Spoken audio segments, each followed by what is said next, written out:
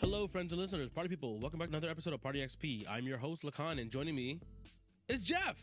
Jeff's back. Beamless dismount, Lakan. Yeah, we made it, boys and girls. We made it. Good to hear from you again, my buddy. How are you doing? Man, I'm good. I'm happy. Everybody's back at school. The house is empty. It's just me and the cat. I can finally focus on the things I need to do, it feels great. Nice. That's good to hear. Yeah, it's been a summer. So it has been a summer. Yeah. It's been the best summer, but it's been a summer. Yeah, it's been a little while now since you and I actually have gotten to talk proper. I mean, we would talk online, obviously, but actually just kind of talk about video games and stuff. And aside from us playing a couple things together, but for us to actually sit down and record something proper, because obviously we had Buff a nice little stretch, right? And we appreciate that. So thanks, guys, for stepping on in for a little bit here. Yeah, our friends came through and really helped us out here, so we really appreciate that from them. But yeah, just, been looking forward to getting another set of episodes with you again. Yeah, for sure. I enjoy our usual format. Obviously, the whole point of us, the show is that you and me are the guys who we can shoot the shit forever, basically, about video games and other stuff. So I enjoy this stuff. For this episode, I'm going to be giving Jeff a game here, and I think I may have alluded to it before at some point, maybe during one of the year-end episodes or something, where I think I have a game that I really, really enjoy. It is a roguelike. Sorry, Jeff. But it's what else is new? Yeah, but it's a roguelike that I really, really enjoy, and I think is actually I enjoy it more than Hades. And that's big words. Yeah, that's big. We had a whole episode just talking about how much Hades rules super hard, right? And again, I love 80s, but I realized if you had to give me if I had 20-30 minutes to kill, right, and I pick up my Steam Deck or I'm remote playing to my computer or something kind of on the go as well. It works as well sitting down, but if you give me 30 minutes and I have one thing to play, and this would be kind of the game that I default to. This game is called Dead Cells. Mm-hmm. Have you heard of this one? I have heard of it because of the Castlevania. Collab. I think when it happened, I wouldn't shut up about it. But I was super stoked though. That's why. But so Dead Cells is a 2018 roguelike Metroidvania kind of game developed and published by Motion Twin. It was released for Linux, Mac OS, Nintendo Switch, PlayStation 4, Windows, and Xbox One back in 2018, I believe it was. iOS in 2019, Android mid 2020, and PlayStation 5 this year in 2023 in June, I believe. So you play as an amorphous creature called the Prisoner. It looks like a bunch of goo and then you take over a body, basically, where you fight, and then you basically fight your way off of a diseased island to kill the island's king. You gain weapons, money, souls, which can you use to unlock more weapons and change percentages of things that drop for you, kind of thing, through you find other tools through exploration and through procedurally generated levels, while fighting enemies ranging from mutated rats to heavily armored double blade wielders and evil sorcerers. It is a 2D side-scrolling roguevania. That's the term that they used. And I know that a lot of people hear the term Metroidvania a lot because Metroid. But I think this game is more inspired by Castlevania, at least the later ones where you can kind of backtrack a little bit, right? From my understanding. Even more so because the fact that they even got to collab with Konami to throw Castlevania skins and weapons and a whole level in for the game. Because the instead of it being just the way it feels, in my opinion, feels very much so a modernized Castlevania. Which I was very late to the Castlevania train, so I think that's why I have this very much so locked in my memory. And this game is very, very much so still supported. Again, came out in 2018, but they have 5 major DLCs now. Again, including the recent one with Konami and Castlevania. This game is constantly expanding, basically, and it's really, really good that you get a lot of value for this game for the player. And I have dumped a couple hundred hours now into this game, and I still haven't unlocked everything. But yeah, I really, really enjoy this game, and hoping that you can see at least my point of view in terms of why I consider this, in my, again, personal opinion, I like this better than Hades. Wow. Okay. That's big praise, right? Yeah. I'm also excited for it because I love Castlevania. I have always loved Castlevania. Unfortunately, I haven't played enough Castlevanias, even though I love them. For whatever reason, I never played the games outside of a handful. I mean, I'm excited to get behind this. I just got Castlevania 1 under my hands like this year, end of last year. So yeah, I have had Castlevania 1 since I was a child, and I never saw the second level until I was an adult. Again, I'm very late to the whole to Castlevania specifically. I played Metroid when I was younger. Castlevania is one of those series that I kind of I skipped over as a kid. I don't know why. Like Gabe and I never really had interest in it, and like none of our friends. Like I mean, like you had one apparently, but like I guess it never came up in our conversations, kind of thing. Right. I never really made it a big deal. So it's like I was very late to it. But that being said, Dead Cells, because of how much I learned that they had so much connection and like DNA and inspiration from Castlevania, I was like, I should probably get on some of these because there's a reason why the Castlevania series is so big, and let me see what this game is inspired from in the first place. So, I mean, if anything, it's a plus that got me into like some older games that I completely missed out on. So, but yeah, you got any questions here before we get into this one? No, I'm just ready to play. Okay. Honestly, it seems like a lot of fun. I mean, and you know how I like to do these pitches, right? I like to go in completely blind. Yeah. So for me, I don't want to know as much. All I need to know is like kind of what I'm getting myself into vaguely, and then I'll try to figure everything out from there. But I'm excited for this. I'm excited for more Castlevania. Konami sucks, and they haven't made a new Castlevania in like a decade. Yeah. So even if it's a fan project, sometimes the fan projects are just as good. I mean, Bloodstained was another sort of game from the guy that made the original series. So it wasn't really a fan game, but it was kind of an homage to it. Yeah. And that was awesome. So I'm looking forward to seeing how this plays too. Cool. So, okay, so listeners, there'll be a short break here. And on your end, it'll be about like 5-10 seconds. For us, it'll be about a week or so. And after the break, we'll hear how Jeff feels about Dead Cells. See you in a bit. Don't skip the fucking ads. Please don't. I'm so poor. Help.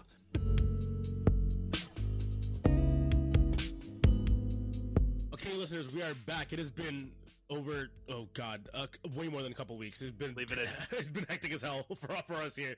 But Jeff has finally got his hands on Dead Cells. And Jeff, what did you think? This is the second best roguelike I've ever played. Damn it. Didn't take over Hades for you? Not yet. Not yet. Okay.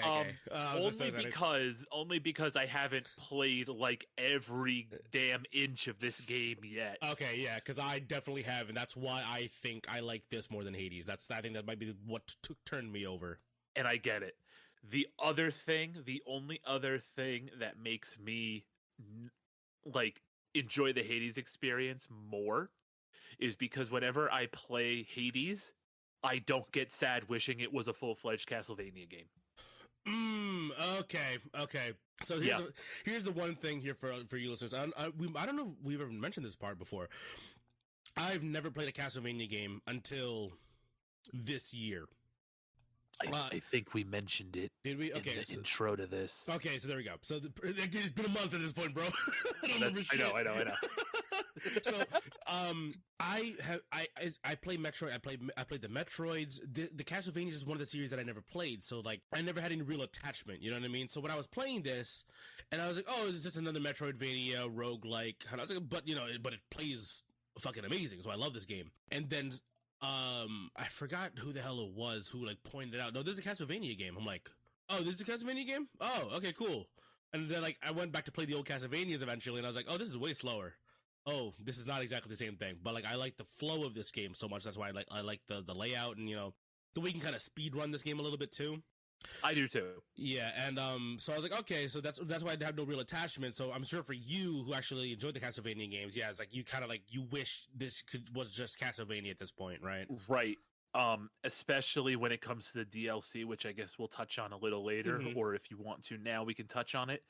But the whole time, basically, for me, this felt like a really fast-paced kind of like post Symphony of the Night and Beyond Castlevania game, just because it's more like sword focused and like not whip focused basically. So like I know there are whip items in the game. I didn't get a chance. I didn't really use them because I kind of liked using the swords. Yeah. But it kind of felt like a super fast paced Symphony of the Night. I really dig the controls. I dig all the weapons. I never felt like even like the joke weapon that I came across, the frying pan. Oh, the frying pan is so gangster. Good. It's good. Like gangster. Yeah, it's so good. And there's so a variation of it too. What's that? There's a variation of it too, the panchaku. Oh, sweet. So you get two pans set up like nunchucks, and your character just fucking Bruce Lee's that motherfucker around, like with the animations and everything. It's so good. I love that thing. God, I feel like your stuffiness is coming through the microphone and getting to me here. I'm so sorry. No, it's okay. Okay. I never, and the one thing that you mentioned, the one question that you had, and I guess we'll get into it now, is like, is this challenging or is this bullshit? Yeah. I never felt like it at any point that I was dealing with bullshit. Okay, cool. I always kind of felt like if I screwed up, if I died, it was my fault. Even the boss fights were perfectly balanced. I felt like the weapons were really good. Even like the starter weapons are good. And as you play through the game, obviously you have a better chance of getting more weapons to drop and all of that. And once you do like the whole blacksmithing thing, and that was a big thing that I really wanted to make sure that I did, was to give myself at least more options. Yeah. During battle. But yeah, like I never really felt like I was ever behind the curve, even when I got to like the farthest biomes in the game. And I guess you'll touch on kind of how this game works. Yeah. I never really felt like, even towards the end, that like I was underpowered, even though I had only started playing the game. I will tell you, the toxic sewers can go to hell. Yeah, it's a bit of a rough biome. That's a rough one for me, especially early on for me when I was still kind of learning the map a little bit, and like how each individual area played basically. Yeah. When I was still learning it, it was like I hate going here, because like I have the kill streak, and then I hit a little bit of poison or acid, and then like or the sludge. And cool, now my kill bonus is gone. I don't get the extra door when I get to the next area. You know what I mean? Yep. No, I would always kind of run in. I would always wind up, especially like in later runs, having to go to like the sewers, and then I remember like the first time I saw the door, and I kind of felt confident in my abilities, and I'm like, nah, fuck that, I'm going somewhere else. Okay, yeah, I get you. It's funny because I used to hate the sewers, and I actually go there regularly now because I used to like the other area, but the other area requires kind of like a specific weapon to go into more comfortably versus the sewers because it's so enclosed. I can run there with anything. You know what I mean? Because the other one, like, there's so much space to play it. Yeah, so like you kind of realize the more and more you play the game, it's like, no, certain weapons go for, if you have if I have something that has a lot of big splash damage and can hit multiple things at once, then I might as well go to the sewers and just hit everything around me, right? Versus the other, versus going up to I forgot the name of the biomes. Let me might as well pull them up right now. There's like the other biome coming out from the main area is kind of like an open air, kind of like, looks like a shanty town, I guess, right? That's kind of like what it looks like. And that one is like, it's kind of annoying because that has like a lot of like, there's like these little totems that give people shields essentially. Yep. And so like initially I was like, oh, that's fine, I'll deal with that early on, right? But the thing is, when I realized that everything is timed kind of, I realized, oh, that eats up a lot of time to like chase that thing down or find out where it is, right? Kill it, and then go back to kill the rest of the enemies on that screen. So like when I really, really learned how to play the game, I started not liking that biome as much, at least in terms of like my personal play style. You know what I mean? But just like, and it was just, again, great because again, it all kind of matters on your personal play style as well too. You know what I mean? It's like, do you like getting up close and personal? Do you like getting the blow gun and like, shooting poison darts at everything? Just like, is it play however the hell you want? And that being said, the game allows you to play the game exactly that. Like you can be like really upfront, get some abilities that kind of throw you into the fray, right? Like, there's a lot of movement abilities too for this game, which is, I think, what really pulled me into how this game plays, right? You have like dashes, you have things that can grab enemies to you or grab them to you, like jump up and slam the ground stuff. You know what I mean? Because a lot of the abilities you get in this game that you can pick up eventually are basically like the moves of the enemies. You kind of just steal their moves, which is kind of cool. Doing them in your version after they do it to you first. Okay, so I have the list of the biomes here. And we can if you have a question, you can just ask me and I'll just bring it up basically for you. Okay. So we were talking about sewers, fair versus BS, locations you like to go to or not. What's one thing you want to? Do you have anything you want to specifically go about before I start asking questions here? No, as far as like my route. Okay, yeah. So is that what you're referring to? Yeah. Like how I do play you have the like game? a personal way you like to go? So I always kind of preferred to go, like at first, the only one I ever stumbled upon was the Promenade, right? Promenade of the Condemned. Yeah, I just want to talk about the the Promenade of the little, Condemned. the annoying shield giving totem thingy. Okay, cool. Yeah. And then eventually I found the Castlevania DLC because you had all the DLC. Yeah. And then I'm like, well, all right, I'm going this way as much as I can. And then it ended up becoming a thing where I would always just go to the sewers. I couldn't find the Promenade anymore. I would end up just going to the sewers. Okay. And then eventually it got to the point where I got a bit more confident in the game and my starting weapons were better. And I'm like, I don't have to settle for the sewers. Mm-hmm. And then so I would turn and I tried to go Castlevania route as much as I could. I get you. It was more comfortable. The music's awesome. Music slaps so hard. Yeah. Like, the Vampire Killer remake is so good. They did such a is like this, and that entire DLC is just a love letter to Castlevania. Yeah. Like it's so well done. And again, it makes I would stop playing for the day, and it's like, man, I wish there was a new Castlevania game. Yeah, it just made me sad. Yeah, I get you. At the very least, give me Dead Cells, but give me like a story-based progression Dead Cells. Don't make me have to start from zero every single time I play the game. Like I want to be at the point, especially once I got like up towards the end and I was super powerful and I had like my abilities maxed out and I had really good items.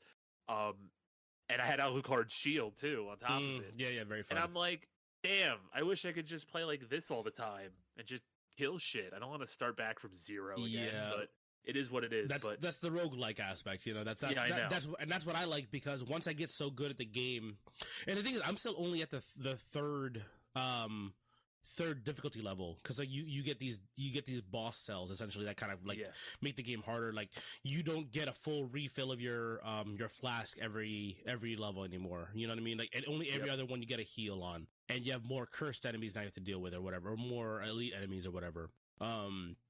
So it's like, I'm still only the third one. Like this game is pretty unforgiving. Like even at the late levels, like the still village is still kind of fine. The graveyard's still kind of fine. Like the fourth area, when you get to like the sixth stage area, like the High Peak Castle, the distillery, the shipwreck, like the one before that, like the clock tower, the caverns, the Undying Shores, the Forgotten Sepulchre, those are like, okay, my run could end here. You know what I mean? Like, I could fuck up here. Even some of the 4 stages, like some of them, like the Still Village is kind of fine. Slumbering Sanctuary can get a little rough. But like Graveyard and Fractured Shrines fuck up my runs regularly. Where like I'll take a hit because I'm not paying attention. Because that's the thing too. I play this game fast, and I really should slow down a little bit. But I like to move fast, and I try to get the extra door bonuses, especially early on, and that kind of just transfers my playstyle all the way across. Unfortunately, like I have to break my bad habits. But yeah, once you're right. Once you kind of like learn how the layout of the map kind of is, and you kind of learn how every level is procedurally generated to some extent. There's kind of like a format essentially. Once you learn how those work, and you know what areas go to which areas, you know what I mean? Like certain ones can branch off into 3, some only branch off into 1 or 2. Yeah. Once you know how those paths go, which luckily you can just look at the map, by pressing pausing and select. I think it is. You can see exactly how to manipulate your run to the locations you want to go and want to avoid. Big thing for me is like trying to get the early runs done. Like because again, especially once you've done it so many times, you can kind of fly through the first and second stage. Right, you get to that point, like in Hades, when you're in the first couple of areas, and you're just like, it's business as usual, and you're just trying to get through them without losing health or losing revives or what have you. Right, just to try to get to the end game, and that way you can try to at least complete a run. Like I get that completely, and that's kind of where I was as I started playing a bit more, which is all right. Just get through these first levels. Yeah. Don't die. Don't get hit too much. Don't pop your flask unless you have to. And that being said, there's a pretty generous amount of healing in this game. Like for a roguelike, it's very generous. Yeah, even like getting the health items to drop was like a huge thing. I was like, wait, what? Yeah, the health pack is like half your health filled right then and there, which is like so generous. It's like, excuse me? Like, this is supposed to be a roguelike. It's supposed to be punishing. And obviously it does, because enemies just chunk for like, 3/4 of your health in one move, like later on, right? Or you can get like stun locked pretty easily down the line. I mean, like, your character has like an invincibility period after you get hit, luckily.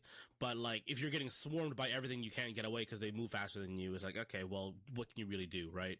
Yeah, and if you're trying to like not use your flask and you're sitting at like 40% health or 50% health, like one poorly timed move and you're dead. Yeah, exactly. So there is still there's still like a lot of the punishing element to this game, even on the like the lower difficulties. You played it on PC? Did you stream it to your phone? I only played this on my PC, like sitting there playing. Okay, gotcha. Because I mean, because I have a Steam Deck, right? I've mentioned it multiple times before.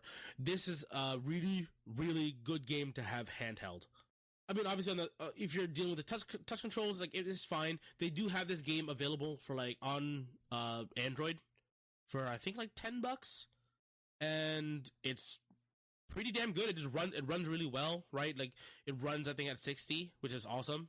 Obviously, Steam Deck, is my preferred way to play it. But you can also, but you can get it on your phone, attach a controller to it, just use the on-screen controls. It runs really, really well. Like, it's the full game. Like, you don't have to worry about like having like data or service to play this game. It's just available to you at all times. So another really good way to play this one. Yeah, I wouldn't know because I'm still poor without a Steam Deck. So. Yeah, I was one of the chosen by Gavin. That's why. That's it. Did you beat a run in this game? I almost got there. Okay. I almost got there. I had a really good run going. I got to like I want to say it was like the castle. I want to say I got to High Peak Castle. Okay, yeah. So no, I got to the shipwreck. I'm pretty sure I got to the shipwreck. Okay, so that's still stage 6. So that's right before like the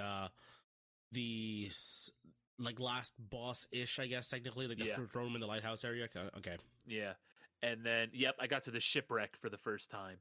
And then I ended up just getting sniped by something, and it hit me for like 40% health, and then that was it. Yeah, yeah. Like, even though the health bar looks so big in this game, right? Again, the regular enemies do not care. They will just fuck you up in this game. The first elite I ever fought like kicked my ass. Yeah, the one with like, the little skull above them or the star above them. Yeah, I get you. This game's again like I think it does difficulty in a way that is very similar to, or I guess technically Hades does it in a way that's similar to them, I guess, right? To Dead Cells, because Dead Cells did come up before, where like the game is difficult but fair in the way that everything is skill based, right? You can dodge stuff, which is invincibility, same as Hades, right? During your dodge, you're invincible. I think from big start to end, essentially, right? For this one, you got a double jump, so you can avoid stuff. You have pretty good movement in the air, too, so you can dodge, you can readjust against projectiles and enemies and, like, how you drop on stuff. And sure, there's a little bit of RNG involved with, like, figuring out which weapons you're trying to get, you know what I mean? But that being said, you can kind of learn to be pretty comfortable with most weapons in this game. And then you eventually get rerolls at the markets. It's hopefully find something that you're a little more comfortable with or whatever. And again, weapon drops are pretty common in this game too, right? Like, there's always one or two stationed on the map, and then a couple of the little like the what are they called, like the brutality boost, tactical boost and all that other stuff, right? To increase your damage with your weapons. Well, that's one thing too. Yeah, did you get to pick up those boosts to like strengthen whatever weapon you're carrying, or did you try to like just level everything up equally? So I would kind of start like the first one I get would always be which one gives me the most health. So I think that's like survival always gives you the most health. Usually, yeah, the green one, yeah.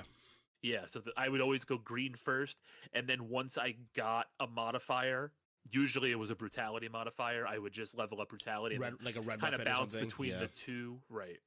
Because like I've definitely experimented before where let me pick up only 2 repeatedly, right?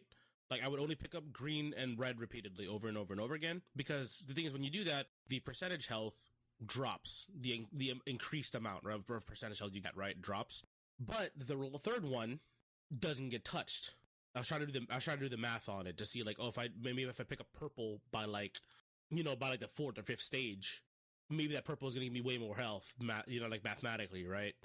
Right, but then it doesn't ever really work out like that, does it? Yeah, like the amount of health is basically the same. Maybe it's a little bit more, maybe.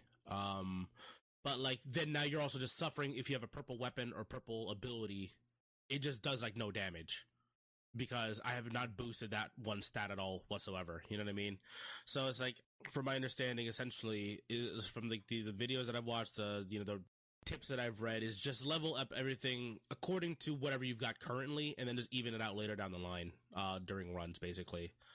But that's kind of, but again, it's still a cool thing early on, especially to make your early weapons way more effective, right? Mm-hmm, you can have those weapons run for 2 or 3 biomes, before you have to swap it out, because you've kept it up with the pace of the enemies you're dealing with, which is a really cool way to like let runs kind of play themselves out before you start having to commit to a build or whatever. You know what I mean? Yeah, for sure. I didn't even think of like builds in this. I'm just like survive. Oh yeah, and there's also so many weapons in this game too. Like right. The weapon pool is massive. Right, and then it's like, well, I'm good. I'm happy with like this certain weapon. I didn't even realize like, oh yeah, I should probably upgrade this by the end of the run. I didn't even think of that to like drop it, because for me, I don't know, it was like I always managed to either like level up during the break rooms or all that. Yeah. And I would lose damage from weapons that would drop later in the run. So I'm like, well, I might as well just keep this weapon I'm comfortable with. Yeah, that's perfectly fine, especially again, like once you get some of the even more of the weapons unlocked kind of thing, you kind of realize like, oh, certain weapons can run if you level them up to like plus or S. Like a level 1S will last up to like essentially a 3+, around that range kind of thing. You know what I mean? But obviously, it's like, I realize, I'm going this way, and I have ranged enemies I have to deal with down the line, or I've got like a build to like every time I dodge roll, all enemies slow down for like 1.5 seconds or something like that, right? It's like, okay, if that's the case, let me get something with a really good shield in my backpack to give me, a block as well when I roll, and just abuse mechanics that I'm kind of building around. You know what I mean? So or like, give me a fire weapon and then have fire whenever I dodge or when I hit the ground really hard. Yeah, or oil. Yeah, like, or something that splashes oil when I slam the ground. So you gotta get a lot of that flexibility stuff, especially towards the later part of your run, and you realize like how overpowered certain weapons are, because like I remember getting a run that I think there was at the time I beat the second difficulty was I had the blowgun. So it poison damage, right? It does extra damage when you hit from behind, and it did extra damage, like an extra 80% damage to enemies that are on fire. Oh, so God. I found the flammable, like the oil grenade, and then I had I think I found both. I just found both grenades, the oil grenade and the fire grenade, and the fire grenade that had also had increases damage to enemies covered in oil, which is pretty standard, right? But the oil grenade had like increases impact damage to enemies that have poison on them. So you know what I mean. So my build kind of all worked together because I re-rolled the perks a couple times. You know what I mean? Like I got lucky on that one. Mm-hmm.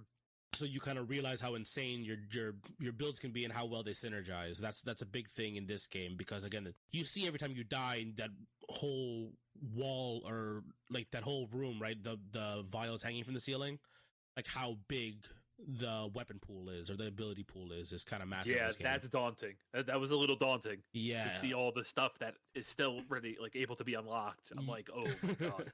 I remember the because I got back really into Dead Cells like last year, like because I played it a lot and then I kind of fell off of it and kind of like I was like, man, I'm not getting much better at this game. And then like I think it was like last year, like around like November or so, where like the I finally started reading past the code. You know what I mean? Like, right.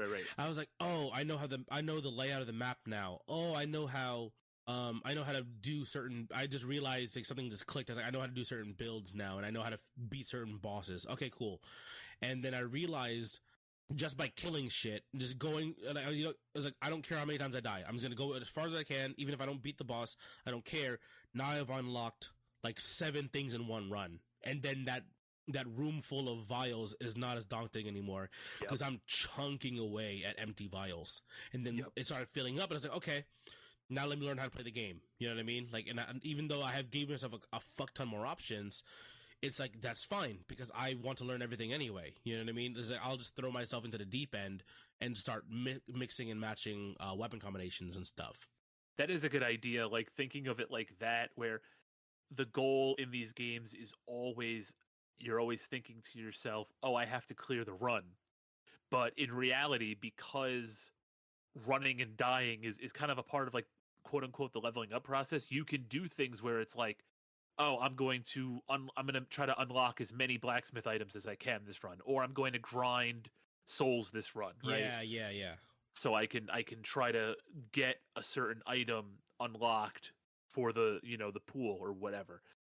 And I never thought of it like that, even in Hades too. Like, I never really thought of it like that. But that's like it's like a good idea, because that is something kind of like grinding in RPGs, right? Mm-hmm. You're kind of grinding to get certain things in this game to improve yourself in the long run. And that's a good idea. It's something that's like an underrated aspect of this that I don't think, at least I never really thought of. I don't know if any other, roguelike players think like that, but I guess if you play these games quite often, you'll end up picking that up, right? Yeah, you have to kind of gamify it for yourself a little bit and not get discouraged by dying. Like, dying is a part of these games.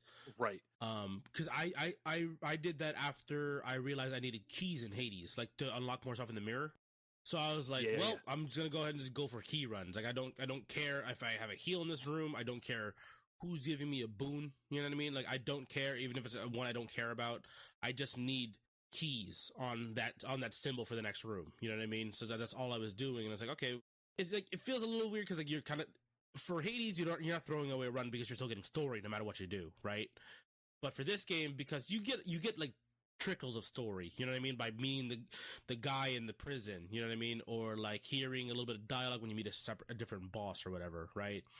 Versus Hades, where like every room someone's talking to you and like explaining more of the story basically to you. Yeah, you get it little by little, right? And all the other characters in the world are kind of interesting. I ran into, like, I don't know how else to describe him other than the big fat guy that looks like the guy from JoJo's Part 5. Oh, yeah. I know what you're talking about. Yeah. And he's like, oh, go to this biome. I forget which one it was. It's like, go here. So I go there, and then I can't find him. And I'm like, well, that guy's beat. And I move on. And you find, like, there's like little rooms in this game too, like little hidden rooms, like behind walls and stuff. Which is like, to me, is like, I love that stuff, because now that I know how the map is laid out, I can kind of find them. It feels like I'm doing the Super Mario World 3 or Super Mario Brothers 3 kind of like behind the wall trick. Yep. So and that's definitely like a Castlevania thing. Like, they're like, especially in like Symphony of the Night and the other post Symphony games, there's always like hidden rooms with items and things in it to look at.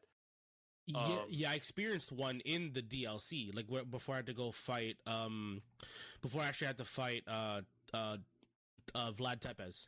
Yep. So there's one, like, literally at the screen before, where you follow, like, the ray of light and it leads you up to like a top sanctuary kind of thing. I was like, oh, this is kind of cool. And, just again, the game is so heavily inspired by that Castlevania type, exploration stuff. So it makes sense. It makes a lot of sense, actually. Let's see here.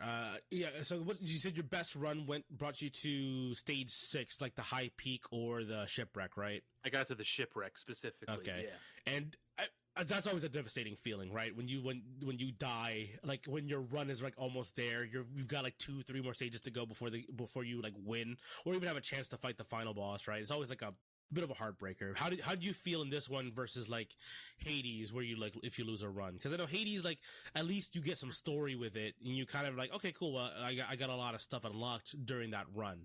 How do you feel in this one in comparison? I would say I felt the same way because it was the first time I had put together a really nice run. Okay. So like that first time where you feel like you're going, and to have it end kind of abruptly because you're like, well, I'm almost there. I'm almost at the end. And, to my credit, not to my credit, but to the game's credit, this was the first roguelike where I'm like, I have to see, I got to do more research while playing the game for the show. Not even just like waiting until after. I was like, I got to see, I got to see what's going on here. Yeah. Okay. I have to see how far I am. I have to learn more about this game because I really enjoyed it. So to know that I was like right there on that first big long run was tough. But now it's like, well, I understand how things work. I understand. I've seen the bosses. I know how they work. I know how to kind of beat them. So I feel like getting back there isn't going to be super difficult. Well, it'll probably be difficult, but I know I can do it, right? So then it's just about putting together these last couple of stages to get to the end and then fight the final boss and win, right? Yeah, exactly. But of course, you know, you're going to get to the final boss and you're going to die, right? Like how many more runs often ended than at not? Hades? Yeah, more often than not, you're like, you still have to learn how the final fight works. You know what I mean? Right. And there's multiple final fights in this game, so right, it might not be the same one. So you prepare for a certain boss, which is funny. Like you prepare for a certain boss, and then like for me, I fought the concierge. Right, this is basically like the first big boss in the game. Yeah, and he killed me the first time I fought him.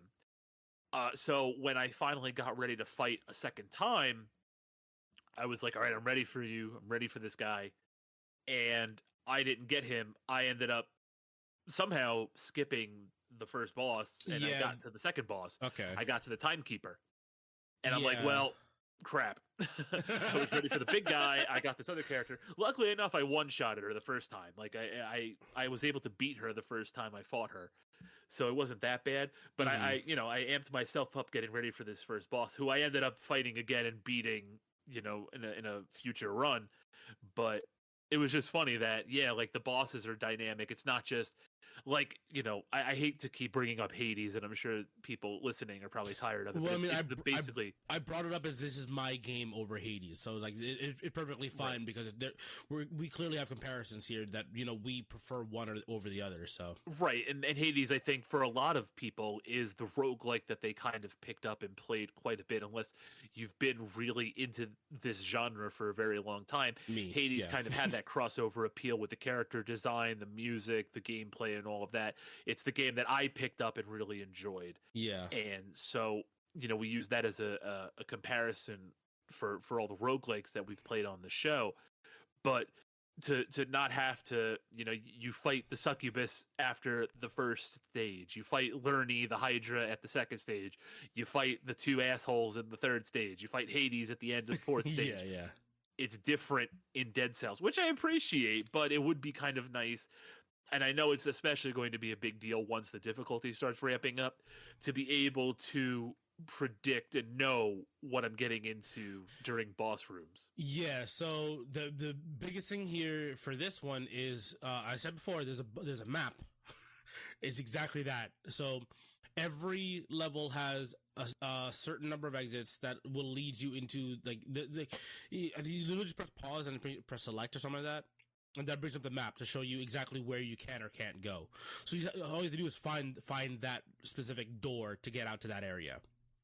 So like the game can be manipulated. Like your route can be manipulated. Yeah. So that's what's nice about this game. It's like early on you're thinking like, where, like, how come I didn't see this boss? You know what I mean? No, like once you start like figuring out how the maps are laid out, and you constantly check the map as well too. It's like, okay, I know for sure this brings me to this biome brings me to here. Okay, I know exactly which route I have to go to because I have a specific boss I want to fight. You know, because I'm already comfortable with them, or I want to see if I can get some like an unlock or an achievement from beating them. You know what I mean? Yeah, bottom right is how you get to the Castlevania stuff. Yeah, exactly. So that's the way I go all the time. And for the Castlevania one, there's actually, so if you skip the first one, if you go to, because you can go to the Castlevania area later, instead of doing it first, right. And that's how you fight Vlad Tepes. Yeah, I never got to fight Vlad or Dracula or anybody. So you always go fight the regular bosses. Yeah, exactly. Yeah. So what you do is you don't do it on the first level. There's a point later on, I think in like the fourth or fifth area, that brings you back to the castle.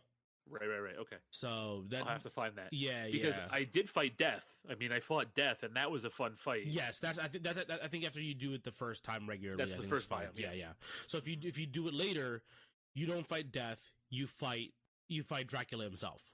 That's awesome. Yeah. So again, that's the cool thing. Options. You can choose to take this fight, get Death, get a cool weapon out of it because you get the scythe out of it.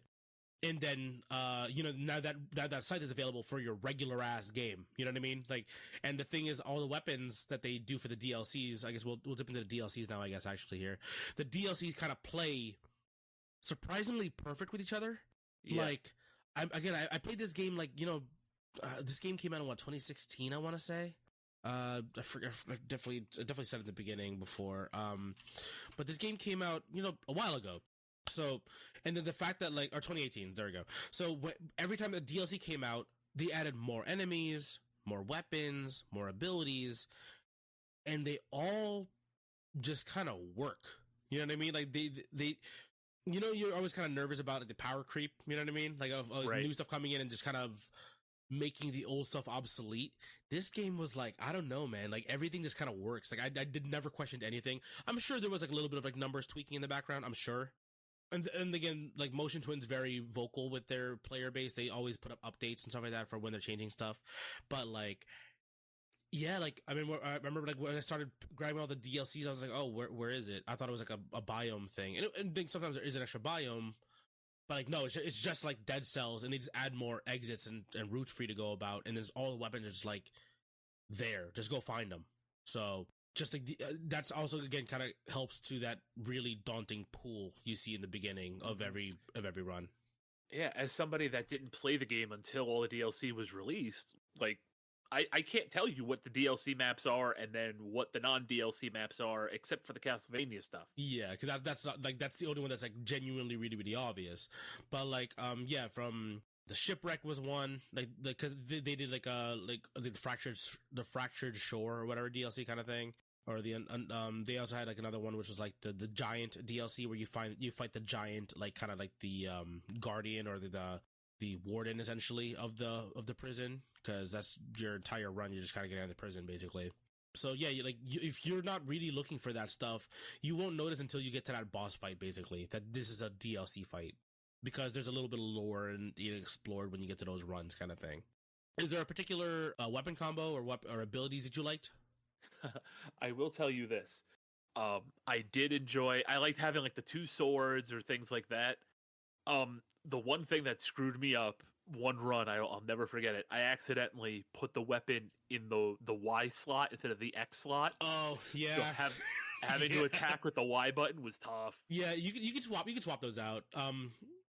It's literally just in the pause menu. You just press Y or X to swap. I had no idea. Yeah, it's one of those things if you don't explore everything, you know what I mean? You don't think about it, because you could swap your shield and your sword or your range on your sword or your range and your shield, whatever you want to do.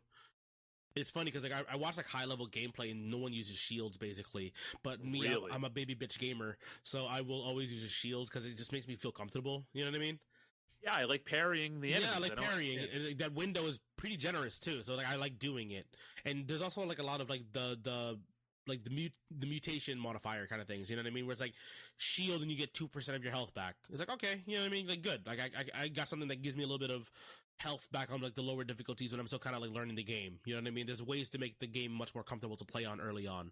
Yeah, so just go into the menu, press Y, I believe, or whatever your top button is, triangle, Y, X if you're on Switch or whatever.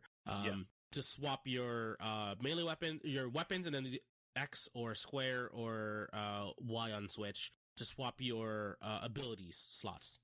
Got it. Yeah, it turned out being definitely favor the swords, mostly again because this kind of plays Symphony of the Night, and the main weapon for the most part is at least a one-handed weapon, not necessarily a sword. You could use a mace or an axe or whatever, but I like the blood sword. I like the broadsword, the big sword. I like too. Yeah, so it's funny because again, yeah, those are treated like two-handed weapons, right? but you can still have your shield in your offhand, which is still very helpful. Like, just the attacks are much slower, so you will have to kind of plan them out a little bit more. I do like having bows, but I just kind of prefer having the shield for whatever reason. I like being able to have the parry mechanic, especially when it's like, oh, you can poison enemies on parry, you can burn enemies on parry. Yeah, that makes a lot of sense, especially like get through the early stages, and you said about slamming our way through the early stages once you kind of figure out the game, right? Just damage is just king. Just get me through this area kind of thing, right? Right. Yeah, big thing for me is if I use a bow or a blowgun, or any sort of projectile weapon, I'll just swap that over I'll just use that over the melee weapon. Like, I'll keep the shield. Because sometimes I have like a fire build going on. Like, there's like one where you throw fire, like literally almost like a Kamehameha wave kind of thing, or like little tiny key blasts.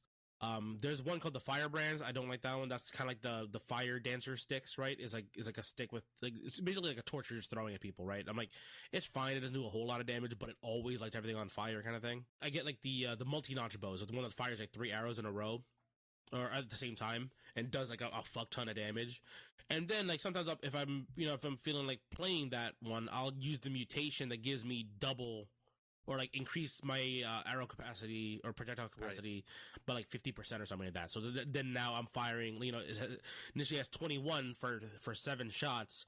Now I'm sitting closer to like, 9 to 10 shots before I have to reload it, or have to worry about getting a kill to make sure my arrows come back to me. Right. So yeah, that's like my thing is I'll fly. The shield for me is like the constant. Like, I don't like giving up the shield. Right. Because and that's fair. As I mentioned before, like like literally a second ago, like that high-end players don't use shields. I'm like, no, I like having this thing as like a safety kind of net personally. And of course, because you can parry or you can just hold the shield button to just keep the shield up. You take less damage. To reduce damage. Like, because there are some fights where like I still like kind of forget like the attack pattern from the enemy, or like say there's 2 attacks coming at the same time. And I'm like, I'll just hold it. I eat the damage, but it's at least less damage. I can still kind of fight my way out of that versus like just losing like 60% of my health in one shot, No, yeah, better than nothing, right? Yeah. What about abilities? Is there abilities that you liked having, or like the gadgets or traps or whatever? Because I know, like, for me, the saw blade thrower trap is one of my favorites, and so is like the thing that shoots arrows, I guess. Like, I forgot the term. I do like having the turrets. I don't like that these are called skills, because I always think like, oh, I don't have skills. So. Yeah. It's a bit of like a weird wording choice, right? Yeah, I would have called it gear or like items or whatever. I don't know, but call me a basic bitch. I like the wolf trap. It's useful. I like having the trap. I like the ones that I think the modifier I like for that one is when enemies get caught in it like lets out a cloud of poison. So like everything around them also gets hurt too. Yeah, poison and burns is definitely the way to do it. And then I like having one of the grenades. Like, I just like having a grenade with me. Really easy to just throw it out, just free damage, right? Like, why not? And the cooldowns are quick for the grenades too. Like, surprisingly, for all of them, they're all pretty generous with them. So it's especially like the infantry grenade. I mean, you can just basically throw it. Like, wait a minute. Yeah, it's like 4 seconds. Like, it's insane how quick the cooldown is. Yeah. And then certain modifiers allow you to like shorten cooldown even more by like parrying or killing things. So it's just like, yeah, I'm just out here throwing like I'm a one-man artillery show basically. You know what I mean? I think for me, yeah, I use the tornado a lot. I don't know if you unlocked that one yet or not. Because the tornado allows you to block. It kind of just like removes all projectiles in the air, other than yours. Oh, that's pretty helpful. And it also does like a really fast chip damage, kind of like poison ticking, like very very fast. And it kind of drags enemies away from you too. So there's some enemies that like jump towards you when they see you. So it can kind of pull them away and kind of put them in like a little bit of like a death loop until the tornado dies or they die. Oh, that's helpful. Yeah, very useful. You know the one I really like? I like getting the leg hugger. Oh, leg hugger, best friend. I love that guy. Yeah. Have you got it to evolve? Yes. It was awesome. It's so cool, right? I think it evolved during the boss fight against. Oh, yeah. Against, or it evolved like right before the timekeeper fight. Okay. So like it wrecked shit. It was awesome. Yeah, and it's fun because I have to remember, still to this day, press the button to make him put the spikes out to make things bleed. Like I always forget because he also just attacks. You know what I mean? So I just like let him do his own thing. But yeah, there are sometimes I do like Pokemon runs, like where I have like a leg hugger and the like the sentient sword. Like just like you just go and kill everything for me. I'm walking around. You know what I mean? Just like you got it. I believe in you. You ever get the little guy, like the little mushroom guy? I did not. No. Okay, so there's like I think it's called like the Mushroom Boy, like BOY, Mushroom Boy, and he basically just tackles shit and like, he stuns things against walls for you. Oh. And if you press the button again, he explodes, so he dies. But you can summon another one. It's funny because the flavor text is like you can blow him up if you're a heartless being, you know what I mean? But like, but he does a fuck ton of damage. So it's like, yeah, sorry, buddy, like you're gone on this one, my guy. I need the damage from you. But yeah, like I do Pokemon runs a lot, like especially early, like kind of just helps like level 1 through 5 is kind of like, oh yeah, just go ahead, kill everything for me, you know what I mean? And then I have like a poison, like a blow, like anything that gives me poison does poison on hit, like the blowgun, some of the arrows, right? Some of the swords, like hit you twice, let my skills hit you while I just walk away and I just see cells and money following me off screen, kind of thing. Yeah, again, it's like the game's flexible. I appreciate that with this one, and again, you can also switch your build in the middle of a run too, which is always very useful. Right, based on what weapons you get. By the way, if you hear purring, the cat is here. He's friendly. He wants to say hi. Kitty. So, yeah. I do like that. I didn't even like, and like I told you, like I didn't even think about doing builds in this. I'm just basically like survive and get the highest damage. Yeah, but you're right. Like having items that work together is probably smart.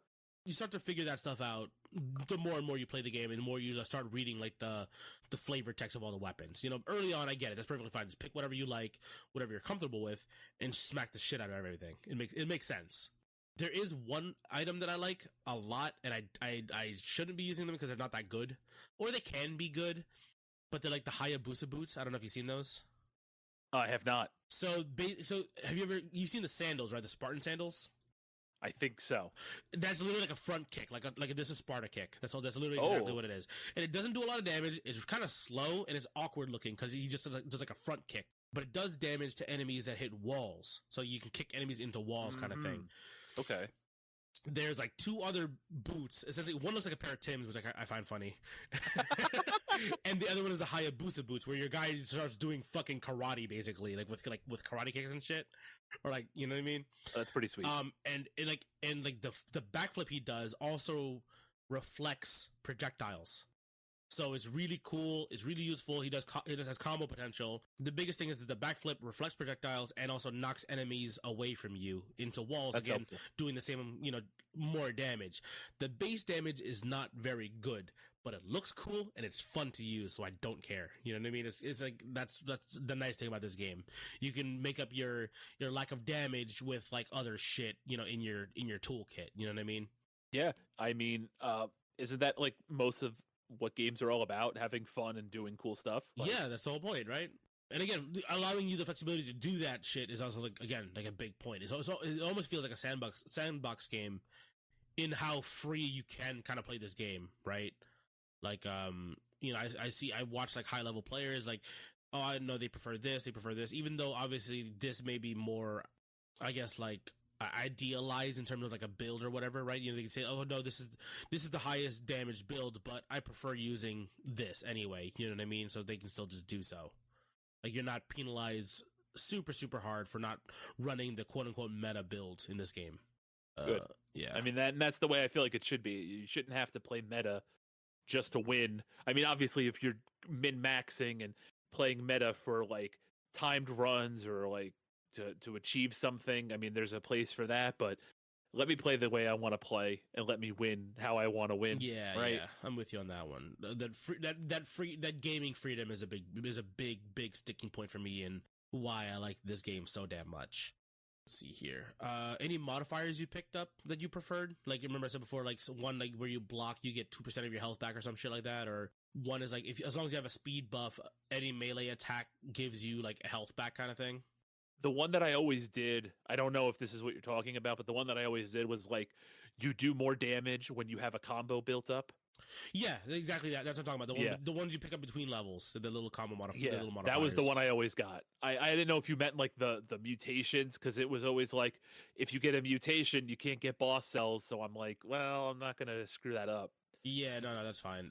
That's fun to do still. You know, like if I'm just like, I wanted to change the run, the game got a little stale for me because I've played so many runs, unlocking all so much. You know, again, I throw myself into the deep end, try to unlock all the shit, right? And I'm like, I just need to just like play the game and have a little bit of fun with it. So I'll turn the level, my difficulty down, and go to like the game mutation, right, or whatever they call them, like the one little underneath the main floor level. Get those ones and then play a run or two. But yeah, this is the modifiers I'm talking about. I forget the term. That's the thing. They use a lot of like weird terms that kind of mean the same thing in our vernacular, but in the game they all mean something different. Obviously, the ones between levels. Yeah, you know, after you do the little smithing wheel, then you get the little guy hiding in the backpack. You know what I mean, to give you the stuff. Yeah, no, that was always the one that I went with, just because I felt like it was always active. So, like, I never had to worry about. Hold on. Fuck. Oh my god, he is just. He just wants to be on top of me right now. Come on. I always went with that one because it was always up. So I always used it. So I was like, yeah, I'm always hitting stuff. I'm always dealing damage. Why wouldn't I want to do more damage? And then especially like with boss fights, I felt like it was helpful, right? Because like it was hits. It's not kills, right? It's hits. Yes, I believe so. Combo, right? Yeah. Plus 15% base damage for 8 seconds after killing an enemy. So so it is killing. But I at the very least, in the overworld between fights, it was always up and it was always helpful. Yeah. So you're like, after killing something, you're gonna find another enemy usually within 8 seconds again, unless you're backtracking. You know what I mean? For the most part, you're always gonna see another enemy as you're moving forward. Oh, can I just say, having the teleporters was super helpful. Yeah. Did you unlock all the other abilities, like the runes? I got the root, and then I feel like I got something else, but I don't remember what it was. But I definitely got the climbable, the roots, ground slam. Yeah. The ground slam. Do you get that one yet or not yet? The one that breaks floors beneath you. I might have, because I've done it. Okay, but I don't recall. Okay, yeah, because I believe there's 4 of these like kind of rune things. Yeah. So one allows you to run up walls. It's like the spider rune. That's helpful. Yeah, very useful, because there's like 2 shortcuts on every run essentially that allows you to skip over like a boss fight, I think it is, and goes to like level 5 or something like that. From like level 3, something like that. After fighting the first fight or something like that, you know what I mean? You'll find them, because remember that guy said you see him on the other side of the bars, like he always kind of grabs at you. Yes, your character like flips him off kind of thing, because he's annoyed by him. He always leads you to like a colored torch essentially, and that will lead you to like a mini fight, like a mini boss fight, to unlock the next rune of like abilities. So like there's like two types of teleporters. So you have the regular teleporter on the map, right? That's the big circle, right? Mm-hmm. And there's also another one that's like it looks like a dick. I don't know how else to say. or like a coffin, or like a sarcophagus almost kind of thing. You know what I mean? But it is kind of phallic shaped. It was like purple. If you like press if you press your interact button near it, it kind of like shoots like sparks around it kind of thing. You know what I mean? But it doesn't do anything until you have the rune to use that teleporter. Yeah, I've seen those. So I think that's the last one I acquired, because I didn't realize I missed it like in the first place. You know what I mean? Right. But because I had the spider rune, the one that allows me to climb walls, I was able to kind of like cheese myself out of pits to come back up kind of thing. You know what I mean? You'll find them eventually. You'll get them. They just unlock more ways to move around the map, and also like unlock like little side rooms as well that are very useful as well too.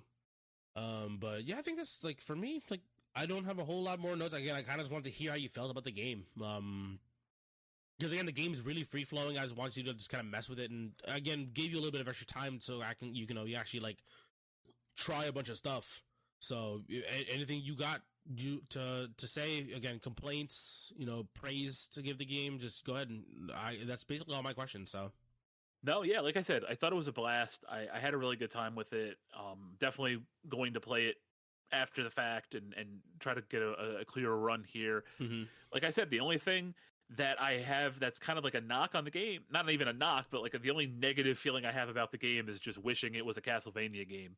Yeah, I understand if you have that you have that attachment, so like you just wish obviously there was more Castlevania to go around. But I know. That being said, did you get to the Castlevania level in this game? Yeah, like the castle. No. So in the castle, you can also touch a mirror, and it actually forces you to play the game like Castlevania. Oh no, I didn't get that. All right, I gotta go find that. Yes, I believe that's on the second. So skip the first one and go to it the second time. Okay, got it. And it like you go to a mirror and like it gets rid of your double jump, your roll, like all your movement shit. All you have is like the whip. You know what I mean? And then your secondary ability, you break the little torches to get your heart and stuff like that. I was like, oh, this is fun. And it's funny because like you still use the old school movement stuff. So, like, you know, you jump and you whip and you push your character back a little bit. You know what I mean? Mm-hmm. Or you do that is pretty sweet. Or do the little uppercut, you know, to go straight upwards, kind of thing. It's like it's a cool. Like it's a beautiful nod to the game, you know what I mean? It's like, and they do it in the Dead Cells engine, which just makes it even more funny, you know what I mean? But yeah, I get you on the whole Castlevania attachment to it. Yeah. And you said we touched on it earlier, the fair versus BS conversation, right? Like where never had a situation where I thought it was BS, but to be fair, like I played this on really like easier difficulty levels, so yeah, because you can't unlock the upper difficulties until you beat the run anyway, and that unlocks the next level for you. Yeah, and there's 4 difficulty like levels essentially. I'm on 3 right now, and it's been a minute since I've gotten like a run even close to beating like the final, even seeing the final boss for me, because it does get pretty rough later on down the line.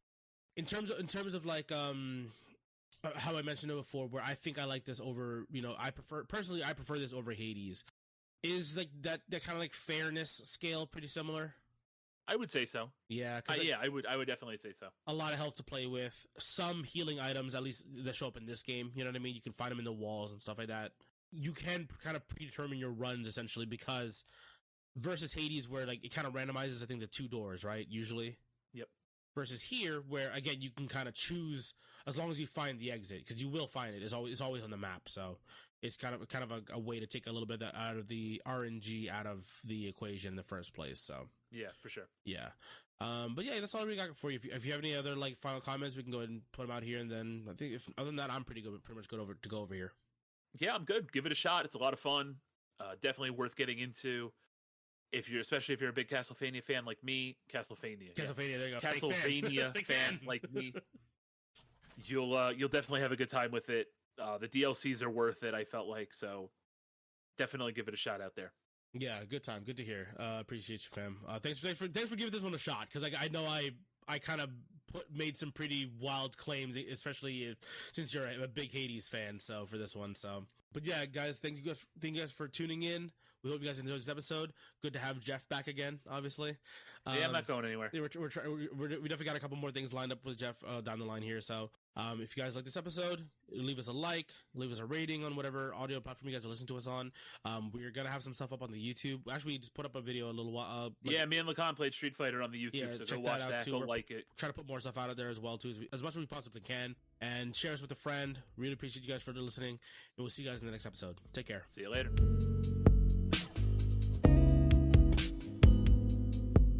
God damn it. Okay. Leave it in.